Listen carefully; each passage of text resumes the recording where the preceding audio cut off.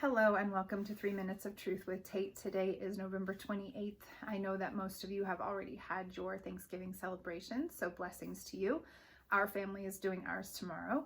My parents are actually en route here now, and we're looking forward to that. Let's jump in.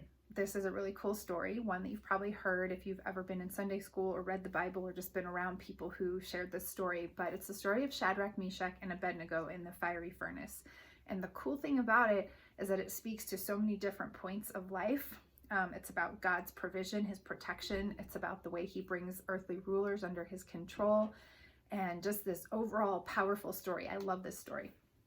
And at the end of this video, you can hear the song Another in the Fire, which really pertains to this story. So we're looking at Daniel 2:24 to 3:30. And the part that we're going to focus on is in chapter 3. And it's talking about this whole situation. So the background here, forgive me while I look for this here. The background is that Shadrach, Meshach, and Abed-Nego refused to worship the gold gods, the idols that King Nebuchadnezzar had created. And King Nebuchadnezzar had demanded, he had set a decree that whoever did not believe in his gods would be thrown into the fiery furnace. So he finds out that Shadrach, Meshach, and Abed-Nego aren't worshiping these gods, and he brings them before him. He's furious with rage, and he says, is it true, Shadrach, Meshach, and Abed-Nego, that you do not serve my gods or worship the image of gold that I have set up? And so then they go on and they say in verse 16 to 18, King Nebuchadnezzar, we do not need to defend ourselves before you in this matter. If we are thrown into a blazing furnace, the God that we serve is able to deliver us from it.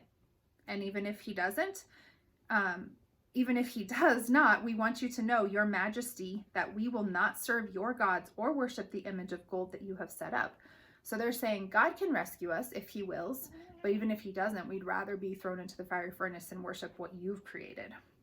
So we get into this whole story. Verse 25 says, I guess let me back up. So they get thrown into the fire and they realize that Shadrach, Meshach, and Abed-Nego are not burning up. They've got on full clothing, like all the clothes they have on, they're not burning. People are astonished, obviously. And then he has one of his servants look, and he says, look, I see 4 men walking around in the fire, unbound and unharmed, and the 4th looks like a son of the gods. So Nebuchadnezzar approaches the blazing furnace and shouts out, Shadrach, Meshach, and Abed-Nego, servants of the Most High God, come out, come here. And he's completely dumbfounded and in awe. And he says, he goes on in verse 28 to 30, and it says, then Nebuchadnezzar said, praise be to the God of Shadrach, Meshach, and Abed-Nego, who has sent his angel and rescued his servants. They trusted in him and defied the king's command and were willing to give up their lives rather than serve or worship any god except their own. Therefore, I decree that the people of any nation or language who say anything against the God of Shadrach, Meshach, and Abed-Nego be cut into pieces and their houses be turned into piles of rubble, for no other God can save in this way. Then the king promoted Shadrach, Meshach, and Abed-Nego in the province of Babylon. So not only was the king completely in awe, shocked, dumbfounded, but he turned from his idols and gods and worshipped their God and realized that no other God could do what the one true God could do. So first of all, Shadrach, Meshach, and Abed-Nego were completely protected and covered by the Lord. He was in the fire with them, and God goes into the fire with us in so many ways. And then the last part is that their strength and commitment to the Lord and their love for their Lord and their unwavering faith and unwavering commitment to God then turned the king towards God as well.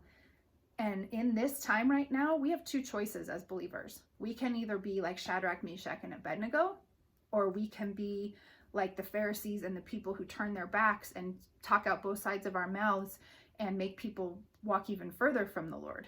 So I've gone way too long, but the point is, this is a really cool story about how God brings the earthly kings under his control. So God is in control.